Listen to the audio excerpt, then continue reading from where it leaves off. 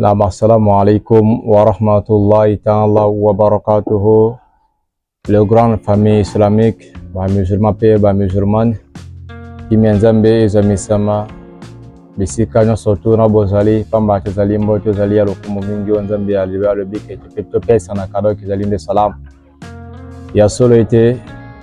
rappel ezali loko esengi fo ezalaka tout le temps pamba te sans rappel mutako bunga nzela to pe biso to kobunga nzela rappel nde salaka ke ngai na yo te bakozongisa makatikati na banzela pamba te mokolo ya vendredi mokolo ya amolo jumaanti ezali déjà neki makaka rappel ya khotoba ya maoto kati na mosquée. La majorité des gens bayibi ke nzamba sili koloba ke ya yuhaladina amanu ittaqullaha ta'ala. Tout le monde bayibi ke nzamba sili koloba ete tobanga mais ko banga yango esengi sunini rappel il faut ezalaka sa rappel mutako bunga amate rappel nezongisa kabiso katikati na nzela ke bana ko bunga te ya solo ete teba mikolo to sili ko mana yango to comme lelo 15e jour ya yamul Ramadan 16e nuit inshallah ta'ala ezali ngonga o ezali ya préparation tito comme le 20 to banda koloka la ilahatul qadr inshallah ta'ala la ilahatul qadr ezali par le bezali boutu ya destin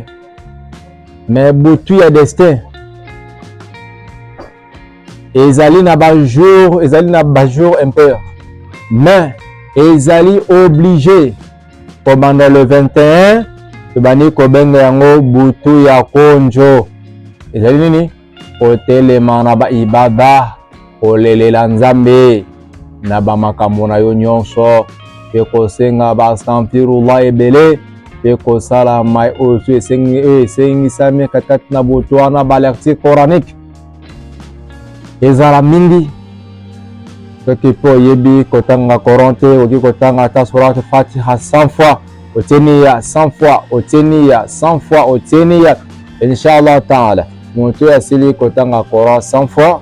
azali lokola moto si atangi déjà Coran nyonso te inshallah ta'ala tango balobi ke laylatul qadr ezali nuit o ezali ya destin mais ezali na ba jour nyonso te ezali na ba jour yango ezatu benga ezati na ba jour moko différent na kati misusu babandi ko loke le 21 misusu babandi ko loke le 23 mais par erreur okokipe ko rater mais pona ko rater te sengeni à partir ya le 21 tellement yebisa pongi zela ngai na sili sarano botu na ngaro kia konzo pona koluka bola mpai ya nzambe na ngai pongi zana mpanzi sika ngai na relation na Allah subhanahu wa ta'ala pongi na zaraki na yo pendant 11 années donc pendant 11 mois les lo mois oyo pona content le kola 12e ya Ramadan le fait écoute ngai sika ngai na sala sacrifice ya kolela nzambe pendant la nuit pendant 10 jours inshallah ta'ala tous à la prudence to pesa pongi espace te to kota na ba distraction te ki ya ba masolo ti jusqu'à que 22h robite na tsamuntu na lala pona la muka to ko sutuka soki ozala kayo moko na baiti to ko se retrouver déjà 5h et beta inshallah ta'ala ala salisa